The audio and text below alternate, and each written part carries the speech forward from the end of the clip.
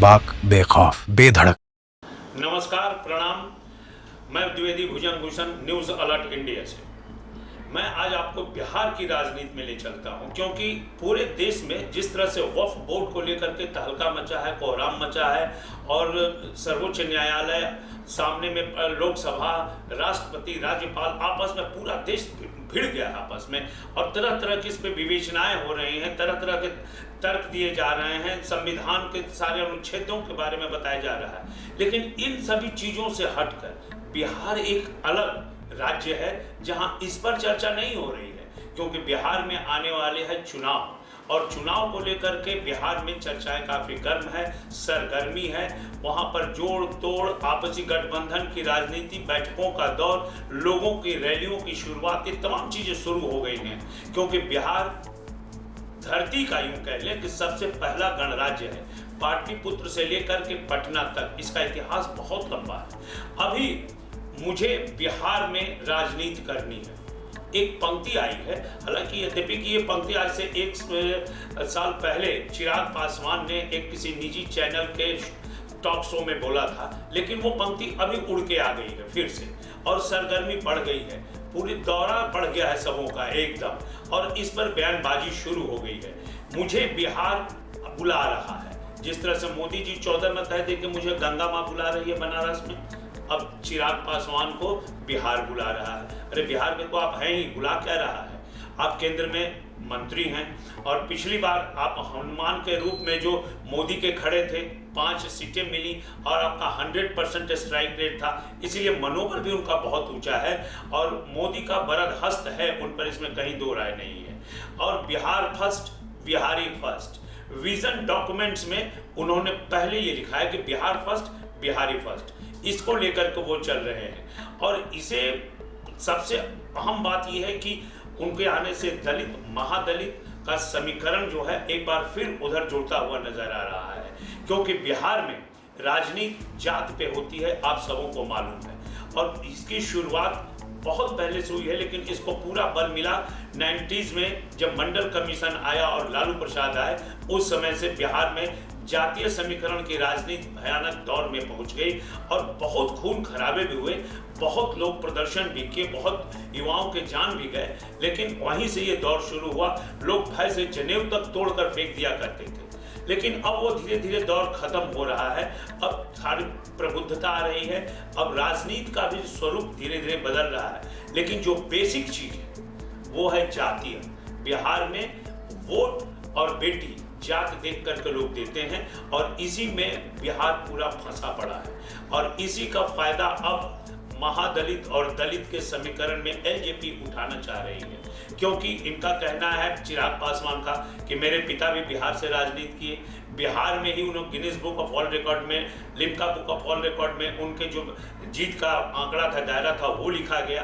तो ये तमाम चीज़ों से वो बिहार को छोड़ना नहीं चाहते हैं, और बिहार ही उनकी राजनीति का बेस है। अब रह गई बात कि ये आप देख लीजिए कि नेक्स्ट जनरेशन, नेक्स्ट पीढ़ी की बात आ गई। चिराग पासवान इधर आ गए, उधर चिराग पासवान के बाद नीतीश के जो पुत्र हैं निशांत आ गए, निशांत के बाद अब लालू जी के भी पुत्र आ गए, अब लालू जी के पुत्र के बाद इधर कन्हैया आ गए। तो ये जो एक जनरेशन तैयार हो रहा है बिहार में, और इन जनरेशन्स को लीड करने वाले प्रशांत किशोर आ गए। प्रशांत किशोर ने स्पष्ट तौर से कह दिया कि मानसिक और शारीरिक रूप से नीतीश कुमार अब काबिल नहीं है बिहार को दिशा निर्देश देने के लिए और बिहार का प्रतिनिधित्व करने के लिए। उन्होंने ये भी कहा था अपने ऑफिशियल डॉक्यूमेंट में कि, और उन्होंने बाइट भी दी थी कि यदि नीतीश कुमार बिना देखे अपने तमाम मंत्रियों के नाम और उसके विभाग बता दें तो मैं राजनीति से संन्यास ले लूंगा। चलो भाई, मानते हैं नीतीश की तबीयत अच्छी नहीं है, नीतीश कुमार ने 2 दशक तक बिहार को नेतृत्व किया है, और अच्छा सुशासन बाबू के नाम से वो जाने भी गए, उनके ऊपर व्यक्तिगत तौर से कहीं कोई दाग भी नहीं लगा। लेकिन ऐसा कोई मुख्यमंत्री नहीं रहा जिस पर व्यक्तिगत दाग ना लगा हो, इनके पहले भी, अब आने वाले के बारे में अभी तो नहीं कहा जा सकता है।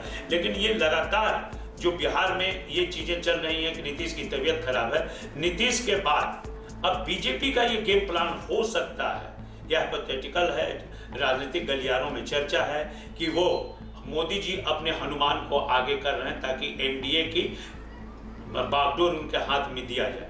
हालांकि ये बिहार में मुझे बुला रहा है, कहने के पीछे एक और लॉजिक हो सकता है, क्योंकि अभी एनडीए की सीट शेयरिंग का जो बैठक है वो अभी नहीं हुई है, और सीट शेयरिंग के बैठक में ये पूरी तरह से दबदबा बनाने के लिए चिराग पासवान ने ये शगुफा छोड़ दिया है। और ये शगुफा के तहत चिराग पासवान अभी कम से कम, मुझे जो लग रहा है, अपना आकलन है कि अगर 5 सीटें मिली थी लोकसभा चुनाव में और 100% स्ट्राइक रेट था, तो इसमें वो मिनिमम 30 सीट से नीचे नहीं मानेंगे। और 30 सीट में अब स्ट्राइक रेट देखना है कि उनका कितना रहता है, क्योंकि जेडीयू का भी स्ट्राइक रेट बहुत अच्छा नहीं था। तो इसमें वो बार्गेन करेंगे, और बार्गेन करके, और बार्गेन मास्टर हो गए वो, बार्गेन करके वो अपना गोटी लाल करेंगे, और बिहार में वो अपने आप को एस्टैब्लिश करने जा रहे हैं। ये मान के चलिए कि इस चुनाव में नहीं तो आने वाले चुनाव में वो सीएम फेस के रूप में अपने आप को एस्टैब्लिश कर ही लेंगे।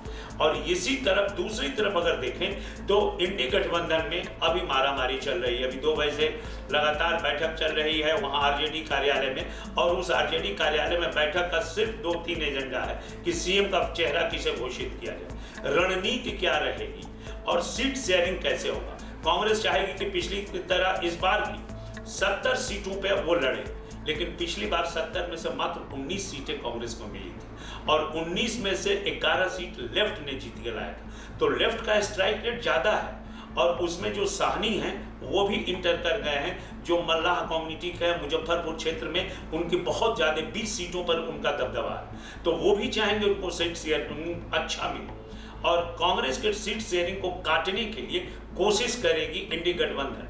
तो अब इसमें कांग्रेस में और बाकी इंडी गठबंधन के दलों के बीच में रसाकसी बाकी है, और इसका बैठक का परिणाम 1-2 दिन में आ भी जाएगा कि आखिर फाइनल एजेंडा पर कब पहुंचते हैं। क्योंकि कांग्रेस ने अपना शुरुआती गोटी फेंकना शुरू कर दिया, वो कन्हैया को उतारकर पद यात्रा करवाने शुरू कर दी पश्चिम चंपारण के भीतर हरवा से, पिछले दिनों आपने देखा। अब वो खड़गे जो उनके अध्यक्ष हैं, वो खड़गे की कल रैली होने वाली है दानापुर से, वो भी शुरुआत कर दी। वह चुनावी रैली है भैया, ये पूरी तरह से उसका करेंगे। अब बिहार में इफेक्ट डालेगा क्या, ये भी देखिए। बिहार के चुनाव में जातीय समीकरण और गठबंधन, सीट शेयरिंग, इसके अलावा अगर इंडी गठबंधन में कांग्रेस अलग हो जाती है तो बहुत ज्यादा मुश्किल हो जाएगी। दूसरी तरफ मुर्शिदाबाद का जो अभी दंगा हुआ है, और उसके बाद वक्फ बोर्ड पे जो बहस चल रही है पूरे देश में, ये तमाम चीजों का एक मिला जुला असर बिहार में पड़ेगा। क्योंकि बिहार में मुस्लिम कम्युनिटी का एक बहुत बड़ा हिस्सा वो नीतीश के खिलाफ भी हो गया है। भैया वो कोई जरूरी नहीं है कि वो जेडीयू का हिस्सा हो, वो आरजेडी के लोग हो सकते हैं, वो आईएम के लोग हो सकते हैं, ओवैसी के लोग हो सकते हैं, वो उसमें कोई बहुत बड़ी बात नहीं है। और एक बिहार में सबसे बड़ा फैक्टर प्रशांत किशोर ने जिस स्तर पे बूथ मैनेजमेंट से लेकर के और अपने पूरी रैली तक बिहार में बवाल खड़ा किया है, वो आने वाले समय में और इस चुनाव में कुछ ना कुछ परिणाम दिखाएगा। लेकिन उसमें देखना यह होगा कि वोटर्स उतना ही है बिहार में। प्रशांत किशोर के लिए अलग से कोई एलियंस नहीं आएंगे या वोटर्स नहीं आएंगे बाहर से, वोटर्स उन्हीं में से प्रशांत किशोर को तोड़ना है, या तो इंडी गठबंधन से या एनडीए से। तब वो प्रशांत किशोर के एजेंडा, प्रशांत किशोर के जो मुद्दे हैं और प्रशांत किशोर का जो तौर तरीका और स्ट्रेटेजी है, वो किसके वोटर्स को तोड़ती है, ये प्रमुख मुद्दा है। लेकिन सबसे अहम बात है कि उपचुनाव में प्रशांत किशोर ने इंडी गठबंधन को जो है वो नुकसान पहुंचाया था। इसलिए राजनीतिक हलकों में ये चर्चा भी है और आकलन भी किया जा रहा है कि प्रशांत किशोर के आने से इंडी गठबंधन को नुकसान हो सकता है कि वो ज्यादा हो, क्योंकि उनमें मिला जुला सारा समीकरण वो बनाकर रखे हुए हैं। उनमें अच्छे भी हैं, बाहुबली भी हैं, स्कॉलर लोग भी हैं, हिंदू भी हैं, मुस्लिम भी है, जातीय समीकरण बनाए हैं उन्होंने, बहुत कायदे से बनाया है। तो वो लेकिन कितना फलाफल उसका निकल के आता है, ये भी देखने वाली बात होगी। लेकिन अब बात आ जाती है कि एलजेपी जो अपने स्ट्राइक रेट पर एनडीए को परेशान करेगी, कांग्रेस इधर एनडीए गठबंधन को परेशान करेगी, और सीएम का चेहरा अभी तक एनडीए गठबंधन में नहीं आया है। यद्यपि कि मैं बार बार कह रहा हूं कि एनडीए के पास नीतीश कुमार को छोड़कर कोई भी विकल्प नहीं है। पूरे बिहार में इस समय पोस्टर वार चल रहा है नीतीश का और तेजस्वी यादव, लालू जी के सुपुत्र का। यही दोनों का पोस्टर वार चल रहा है और कांग्रेस अपना तीसरा ही रास्ता लेकर चली है कि बिहार में भ्रष्टाचार, बिहार में बेरोजगार और बिहार में कानून की व्यवस्था जो है वो पूरी तरह से चरमरा गई है। इनको मुद्दा बना करके वो बिहार में रैली करेगी, प्रदर्शन करेगी, धरना देगी। वो कांग्रेस का अपना अलग एजेंडा है। अब कांग्रेस भी अपने अस्तित्व को तलाशने में जुटी हुई है बिहार में। अब देखना है कि इस पूरे समीकरण में क्या मुझे बिहार बुला रहा है, यह वाक्य कहीं हिट करता है और क्या एनडीए गठबंधन जो है वो चिराग पासवान को आगे करके चुनाव लड़ेगी, कंधा से कंधा मिला करके। यदि चिराग पासवान हो, इधर नीतीश कुमार हो, तो एक जो समीकरण ये बनेगा ये एनडीए गठबंधन के लिए, बीजेपी के लिए काफी फायदेमंद होगा इस चुनाव में। और इसमें जब ओवैसी घुसेंगे और प्रशांत किशोर ऑलरेडी घुस चुके हैं, मुख्य बिंदु हैं, तो इसमें पूरे समीकरण में ये स्पष्ट तौर से धीरे धीरे क्लियर होते जा रहा है कि बिहार में एनडीए की तरफ थोड़े से रुझान ज्यादा है, क्योंकि इधर जो एनडीए गठबंधन है इसमें अभी बहुत चिल जिसको बोलते हैं वो मचा हुआ है अपना अपना, क्योंकि इसमें किसी की जो आइडियोलॉजी है एक दूसरे से नहीं मिलती है।